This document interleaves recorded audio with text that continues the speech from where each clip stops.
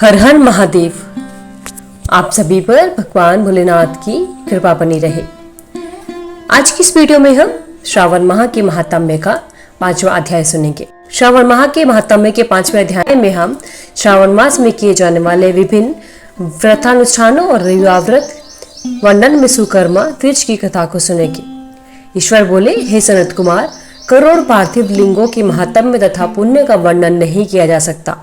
जब मात्र एक लिंग का महात्म्य नहीं कहा जा सकता तो फिर करोड़ों लिंगों के विषय में क्या ही कहे। मनुष्य को चाहिए कि करोड़ लिंग निर्माण असमर्थता में 1,00,000 लिंग बनाए या 1000 लिंग या 100 लिंग की लिंग ही बनाए। यहाँ तक कि एक लिंग बनाने से सन्निधि मिल जाती है। षडाक्षर मंत्र से 16 उपचारों के द्वारा भक्तिपूर्ण मन से भगवान शिव की पूजा करनी चाहिए।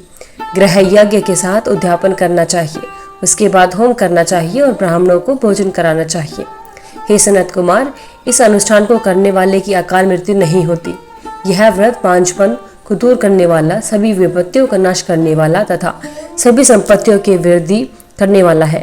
मृत्यु के पश्चात वह मनुष्य कल्प पर्यंत मेरे समीप कैलाशवास करता है।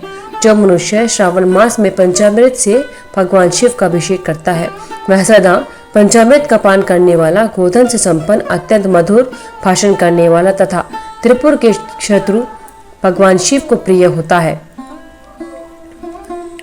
जो मास में अनुदान व्रत करने वाला तथा हविष्यान्न ग्रहण करने वाला होता है, वह व्रीहि आदि सभी प्रकार के धान्यों का अक्षय निधि स्वरूप हो जाता है। पत्तल पर भोजन करने वाले श्रेष्ठ मनुष्य सुवर्ण पात्र में भोजन करने वाला तथा शाक को त्याग करने से शाककर्ता हो जाता है।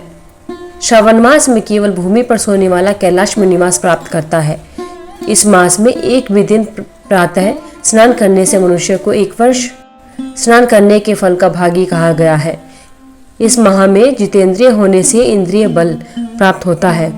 इस मास में स्फटिक, पाषाण, मृत्तिका, बरकतमणि, पीष्ठी, धातु, चंदन, नवनीत आदि से निर्मित अथवा अन्य किसी भी शिवलिंग में, साथ ही किसी स्वयं आविर्भूत न हुए लिंग में श्रेष्ठ पूजा करने वाला मनुष्य सैकड़ों ब्रह्म हत्या को भस्म करता है।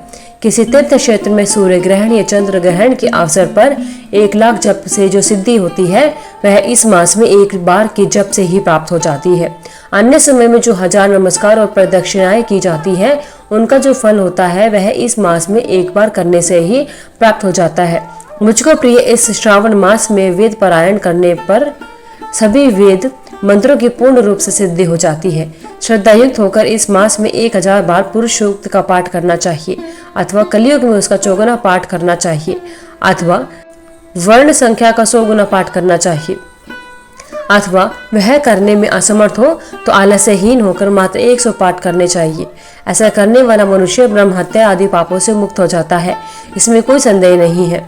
गुरु पत्नी के संसर्ग जन्य पाप के लिए यही महान प्रायश्चित है। इसके समान पुण्यप्रद, पवित्र तथा पापनाशक कुछ भी नहीं है। पुरुषोक्त के जप के बिना इस माह में एक भी दिन व्यतीत नहीं करना चाहिए।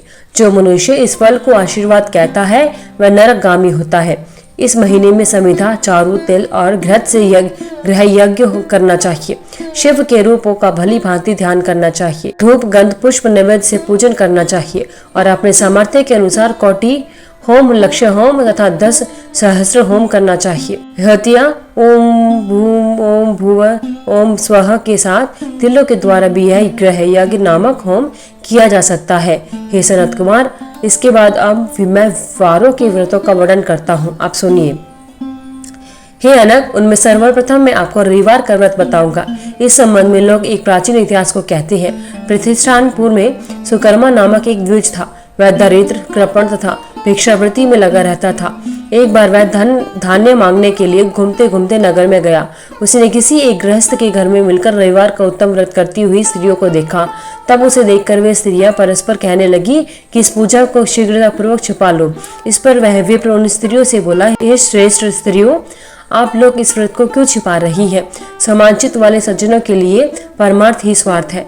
मैं दरिद्र तथा दुखी हूँ। इस श्रेष्ठ व्रत को सुनकर मैं भी इसे करूँगा। अतः आप लोग इस व्रत का विधान व फल अवश्य बताइए। स्त्रियां बोली, हे द्विज, इस व्रत के करने में आप उन्माद तथा प्रमाद करेंगे अथवा भूल जाएंगे अथवा इसके प्रति अभक्ति या अनास्था रखने लगेंगे। अतः आपको यह व्रत कैसे बताऊं। उनकी यह बात सुनकर उनमें से एक जो प्रौढ़ा स्त्री थी वह उस ब्राह्मण से व्रत तथा व्रत की विधि बताने लगी। हे ब्राह्मण, श्रावण मास के शुक्ल पक्ष के प्रथम रविवार को मौन होकर उठ करके शीतल जल से स्नान करे। उसके बाद अपना नित्य कर्म संपन्न करके पान के एक शुभ दल पर रक्त चंदन से सूर्य के समान पूर्ण गोलाकार 12 परिधियों वाला सुंदर मंडल बनाए। उस मंडल में रक्त चंदन से संज्ञा सहित सूर्य का पूजन करे। उसके बाद घुटनों के बल भूमि पर झुककर 12 मंडलों पर अलग अलग रक्त चंदन तथा जपा कुसुम से मिश्रित अर्घ्य श्रद्धा भक्ति पूर्वक सूर्य को विधिवत प्रदान करे और लाल अक्षत जपा कुसुम तथा अन्य उपचारों से पूजन करे। इसके बाद मिश्री से युक्त नारिकेल के बीज का नैवेद्य अर्पित करके आदित्य मंत्र से सूर्य की स्तुति करें और श्रेष्ठ 12 मंत्रों से 12 नमस्कार तथा प्रदक्षिणाएं करें। उसके बाद 6 तंतुओं से बनाए गए सूत्र में 6 ग्रंथियां बनाकर देवेश सूर्य को अर्पण करके उसे अपने गले में बांधे और पुनः 12 फलों से युक्त वायन ब्राह्मण को प्रदान करें। इस व्रत की विधि को किसी के सामने सुनाना नहीं चाहिए। हे विप्र, इस विधि के किए जाने पर धनहीन व्यक्ति धन प्राप्त करता है, पुत्रहीन पुत्र प्राप्त करता है, कोढ़ी कोढ़ से विमुक्त हो जाता है, बंधन में पड़ा व्यक्ति बंधन से छूट जाता है, रोगी व्यक्ति रोग से मुक्त हो जाता है। हे विपेंद्र, अधिक कहने से क्या लाभ। जिस साधक जिस अभिष्ट की कामना करता है वह इस व्रत के प्रभाव से उसे मिल जाता है। इस प्रकार श्रावण के 4 रविवार, कभी कभी 5 रविवारों में इस व्रत को करना चाहिए। इसके बाद व्रत की संपूर्णता के लिए उद्यापन करना चाहिए। हे विपेंद्र, आप भी इसी प्रकार इसे आपकी सभी कामनाओं की सिद्धि हो जाएगी। उसके बाद पतिव्रताओं का नमस्कार करके वह ब्राह्मण अपने घर आ गया। उसने जैसा सुना था उसी विधि से उस व्रत को किया और अपने दोनों पुत्रियों को भी वह विधि सुनाई। उस व्रत के सुनाने मात्र से भगवान शिव के दर्शन तथा उनके पूजन के प्रभाव से वे कन्या देवगणाओं के सदृश हो गई। उसी समय वे उस ब्राह्मण के घर में लक्ष्मी ने प्रवेश किया और वह अनेक उपायों तथा निमित्तों से धनवान हो गया।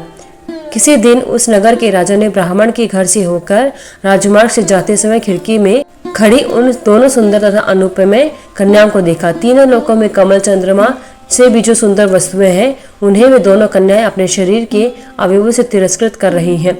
उन्हें देखकर राजा मोहित हो गए और क्षण भर के लिए वहीं खड़े रहे। ब्राह्मण को शीघ्र बुलाकर उन्होंने दोनों कन्याओं को मांग लिया। तब उस ब्राह्मण ने भी हर्षित होकर दोनों कन्याएं राजा को प्रदान कर दी। उस राजा को पति के रूप में पाकर वे कन्याएं भी प्रसन्न हो गई। वे स्वयं इस व्रत को करने लगी और पुत्र पौत्र आदि से संपन्न हो गई।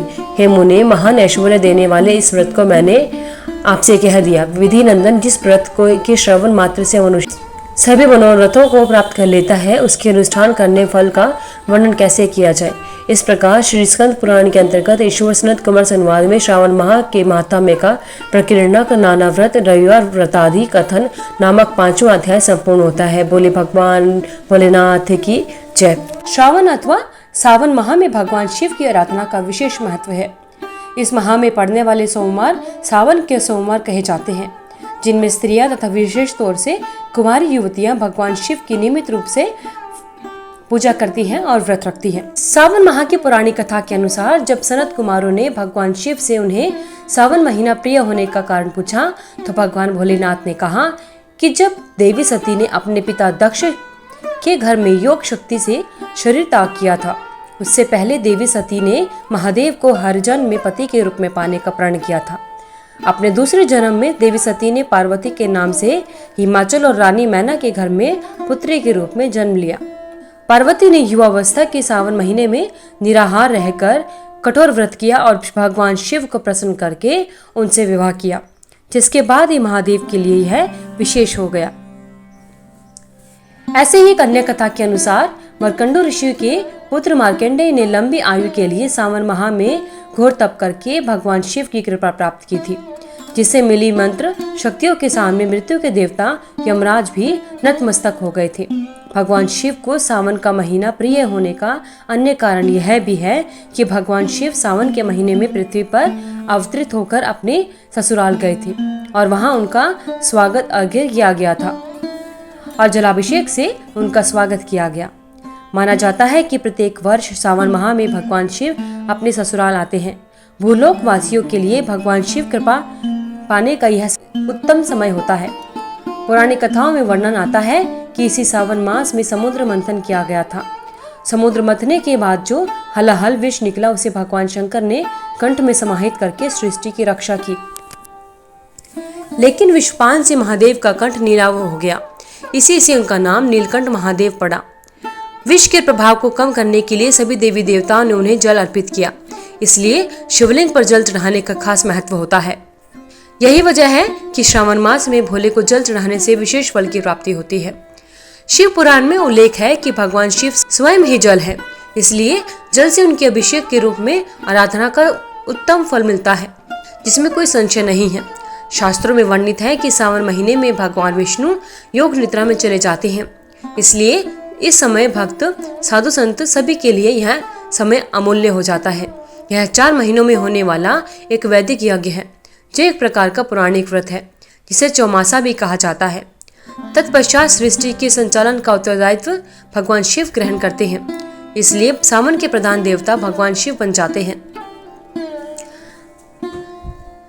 आइए भक्तजनों, अब जानते हैं भगवान शिव की सावन मास में किस प्रकार पूजा आराधना की जाती है।